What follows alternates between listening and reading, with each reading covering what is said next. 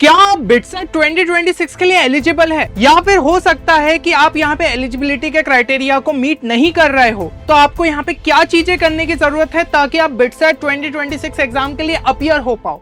तो हर एक चीज जो हम इस वीडियो में देखने वाले, अभी 75% वाले आपके क्राइटेरिया में भी कुछ चेंज हुआ है, तो वो क्या हमें जो है देखने को मिला है ये भी हम यहाँ पे देखेंगे। अब देखिए, कुछ सवाल जो कि आपके मन में यहाँ पे आपको सता रहे होंगे वो मैं जो है इस वीडियो में कवर करने की कोशिश करूंगा। सबसे पहले कि क्या ड्रॉपर्स जो है यहाँ पे अलाउड है, ठीक है, और अगर हाँ तो कौन कौन से उनके केसेस रहेंगे जिसमें वो अलाउड रहेंगे।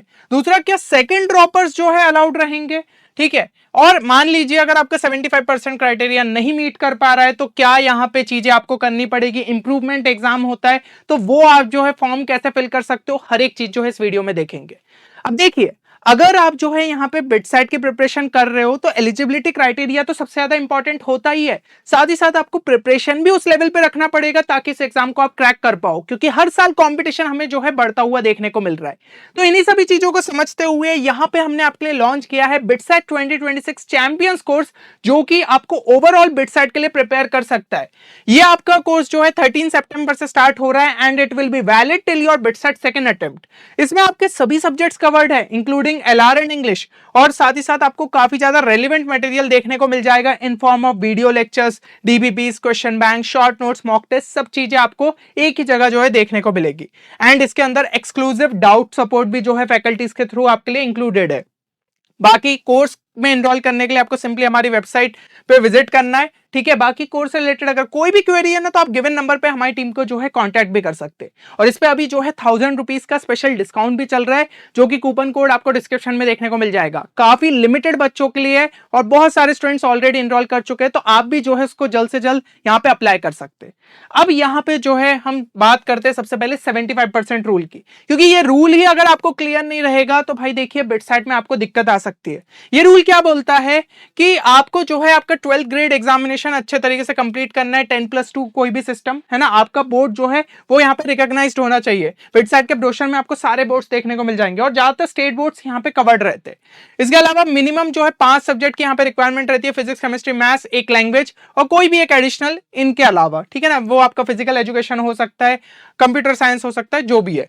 An aggregate of 75% marks in physics, chemistry and mathematics की यहाँ पे रिक्वायरमेंट रहेगी। मतलब कि आपका फिजिक्स, केमिस्ट्री और मैथ्स का जो स्कोर है डिवाइडेड बाय इन तीनों का जो मैक्सिमम स्कोर रहेगा, है ना, लेट्स से ज्यादातर केसेस में 300 रहता है, this should be greater than equal to 75%, ठीक है। इक्वल टू चल जाएगा या फिर उससे जो है ज्यादा होना चाहिए। इसके अलावा इंडिविजुअली फिजिक्स में भी आपके 60% के ऊपर होने चाहिए, केमिस्ट्री में भी 60% के ऊपर होना चाहिए एंड मैथ्स में भी 60% के ऊपर होना चाहिए। थ्योरी और प्रैक्टिकल दोनों को ही जो है यहाँ पे कंसिडर किया जाता है। आपका मान लीजिए फिजिक्स 70 जो है यहाँ पे थ्योरी और 30 मार्क्स प्रैक्टिकल है, तो दोनों का यहाँ पे कंबाइंड स्कोर जो है लिया जाएगा। तो ये हो गया 75% रूल। अब यहां पे जो है एडमिशन आपको कैसे मिल सकता है प्रोग्राम में, मतलब क्या एलिजिबिलिटी क्राइटेरिया रहती है। तो जो भी स्टूडेंट्स यहां पे जो है क्लास 12 की एग्जामिनेशन में 2026 में अपीयर होंगे या फिर जो है वो ऑलरेडी 2025 में यहां पे पास कर चुके हैं, वो सभी एलिजिबल हो जाएंगे। अगर एक कैंडिडेट ने जो है एक से ज्यादा अटेम्प्ट लिया है ना, मतलब कि आप सिंगल ड्रॉपर हो, आपने जो है 2025 में यहां पे क्लास 12 पास करी थी, ठीक है, तो आपका जो है लेटेस्ट परफॉर्मेंस यहां पे जो है कंसिडर किया जाएगा। मतलब कि आप जो है अगर इंप्रूवमेंट एग्जाम देते हो तो आपका जो है लेटेस्ट परफॉर्मेंस यहां पे कंसिडर किया जाएगा। ये चीज हो गई। और यहां पे जो है अदर कंडीशंस भी आप एक बार अच्छे तरीके से देख लीजिए। Students must appear for their class 12 grade examination for the first time in 2025 या फिर 2026। 2026 वाले कौन हो जाएंगे, जो कि अभी क्लास 12 में ही रहेंगे, ठीक है, जो अभी क्लास 12 में यहाँ पे तैयारी कर रहे हैं। और 2025 आपके कौन से हो जाएंगे, सिंगल ड्रॉपर्स हो जाएंगे। क्या इनके अलावा कोई है, नहीं, इनके अलावा कोई नहीं, यानी कि सेकंड ड्रॉपर्स यहाँ पे अलाउड नहीं रहते, सिर्फ सिंगल ड्रॉपर्स जो है यहाँ पे अलाउड रहेंगे। तो ये डाउट मेरे हिसाब से आपका क्लियर हो गया होगा, ठीक है। फिजिक्स, केमिस्ट्री, मैथ्स आपका जो है यहाँ पे कंपलसरी सब्जेक्ट होना चाहिए।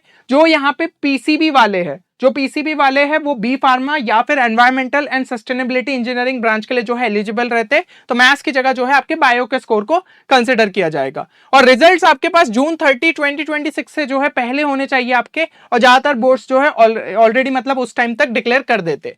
Students who complete their 12th grade examination in 2026 may reappear for the improvement exam in specific subject।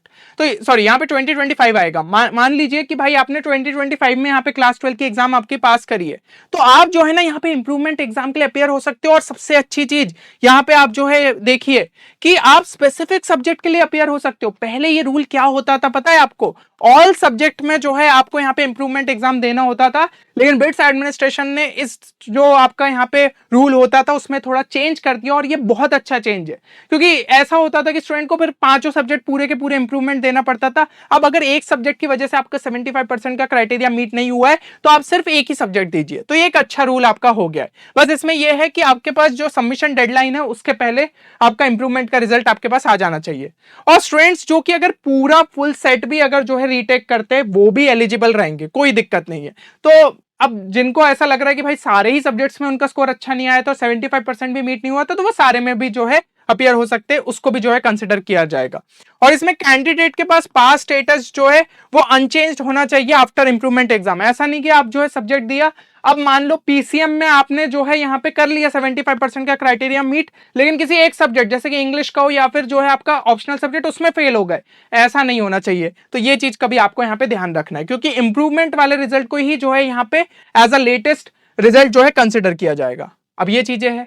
अब मान लीजिए आपका 75% का जो क्राइटेरिया है वो मीट ही नहीं हो पाया था, अब आपको क्या करना चाहिए है ना? 2025 में आप इस क्राइटेरिया को मीट नहीं कर पाए, लेकिन 2026 में बिटसेट एग्जाम आप देना चाहते हो, तो उसके लिए अभी जो है सीबीएसई ने यहाँ पे आपका जो है एक सर्कुलर जारी किया है, ठीक है, जिसके अंदर यहाँ पे पूरा जो है आपकी डिटेल दी है कि कौन कौन से स्टूडेंट्स यहाँ पे दे सकते हैं। तो इसमें अगर आप देखो improvement of performance, only such students who have passed the examination of the board in 2025 can apply for improving his or her performance in one or more subject provided he or she should have appeared in the same subjects in the examination held in 2025। तो जो भी subjects आपने दिए थे आप वही same subjects में दे सकते हो। तो इससे क्या है, आपका जो है इंप्रूवमेंट का यहाँ पे चांस बढ़ जाएगा। आप इसके अंदर सारे सब्जेक्ट में देना चाहो या जितने भी सब्जेक्ट में देना चाहो आप दे सकते हो। तो ये बहुत अच्छी चीज है ना। इसका जो कंप्लीट डॉक्यूमेंट की पीडीएफ है ये हमारे टेलीग्राम चैनल पे अपलोड हो जाएगी, वहां से जाके डाउनलोड कर लेना। क्या चीजें किस तरीके से कहां पे रजिस्टर करना है सब चीजें आपको वहां पे देखने को मिल जाएगी, ठीक है। तो सर्कुलर काफी ज्यादा इंपॉर्टेंट है उन स्टूडेंट्स के लिए जिनका 75% का क्राइटेरिया यहाँ पे मीट नहीं हुआ है। और लास्ट डेट की अगर मैं बात करूं, देखो 9 सितंबर अभी से ही जो है आपकी यहाँ पे स्टार्ट हुई है फॉर्म भराना, 30 सितंबर तक है, तो जरूर से भर देना।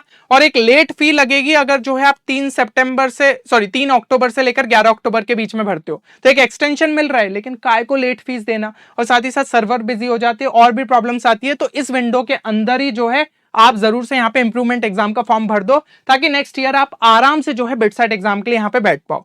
तो ये चीज का जो है ध्यान रखिएगा। अच्छा, एक और आपके पास जो है ऑप्शन है जिसके थ्रू आप जो है यहाँ पे एलिजिबल हो सकते हो, मतलब इंप्रूवमेंट एग्जाम में 75% के रूल को जो है क्लियर कर सकते हो। वो हो जाता है आपका NIOS एग्जाम, जो कि ओपन स्कूल का एग्जाम रहता है। तो इसकी अगर आप वेबसाइट पे जाए तो कंप्लीट इंफॉर्मेशन दी है कि 2 बार जो है एग्जाम ली जाती है, फॉर अप्रैल में और एक जो है आपके अक्टूबर नवंबर में। तो 1 दिसंबर से लेकर 31 दिसंबर के बीच में फॉर्म भराते हैं और 1 जनवरी से लेकर 10 जनवरी के बीच में, ठीक है। आपकी फीस यहाँ पे सब चीजें मेंशन्ड है। तो ये वाली चीज जो है ये आप अभी दे सकते हो। ध्यान रखना, जब भी यहाँ पे जो है फॉर्म खुलेंगे आप उस टाइम पे यहाँ पे भर सकते हैं। या फिर अक्टूबर नवंबर के एग्जाम के लिए तो भाई 1 जून से लेकर 30 जून के बीच में भराते थे, जो कि अपना जा चुका है। तो इसका तो अभी छोड़ दीजिए, पहले वाले ऑप्शन का यहाँ पे ध्यान रखिए कि आप अप्रैल मई में एग्जाम दे दोगे और उसी टाइम पे रिजल्ट आपका जो है डिक्लेयर हो जाता है, तो आप जो है यहाँ पे इसके थ्रू बिटसेट एग्जाम के लिए फिर से एलिजिबल हो सकते हो। तो ये भी आपके लिए एक अच्छी चीज है। पर जो अगर सीबीएसई जिन्होंने पास किया था भाई, वो सीबीएसई के ही इंप्रूवमेंट एग्जाम को यहाँ पे भर सकते हैं। तो मेरे हिसाब से ये चीज क्लियर है। अच्छा, कुछ स्टूडेंट्स को लगता है NIOS को एक्सेप्ट भी करते हैं या फिर नहीं करते, तो जाके आप जो है ऑफिशियल वेबसाइट पे अगर चेक करोगे FAQ सेक्शन में, तो यहाँ पे एक FAQ मेंशन्ड है, I have completed class 12 from NIOS board, am I eligible to take admission in BITS. Yes, अगर आप जो है सभी कंपोनेंट्स में यहाँ पे जो है बैठते हो NIOS के थ्रू, तो आप जो है यहाँ पे रिकॉग्नाइजेबल रहोगे, ठीक है ना। तो ये चीज जो है आप कर सकते हो।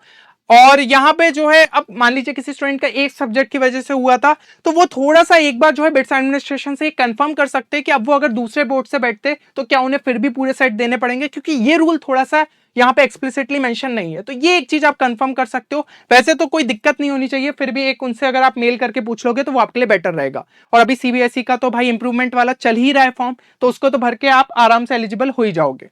चलिए, तो मेरे हिसाब से सारे डाउट्स यहाँ पे क्लियर हो गए होंगे। बाकी अगर अभी भी बिटसेट 2026 से रिलेटेड आपका कोई भी मन में जो है डाउट है प्रिपरेशन से रिलेटेड या फिर जो है प्रोसेस से रिलेटेड, आप कमेंट सेक्शन में मेंशन कर सकते हैं, तो यहाँ पे मैं खुद आपके जो है डाउट्स आंसर कर दूंगा।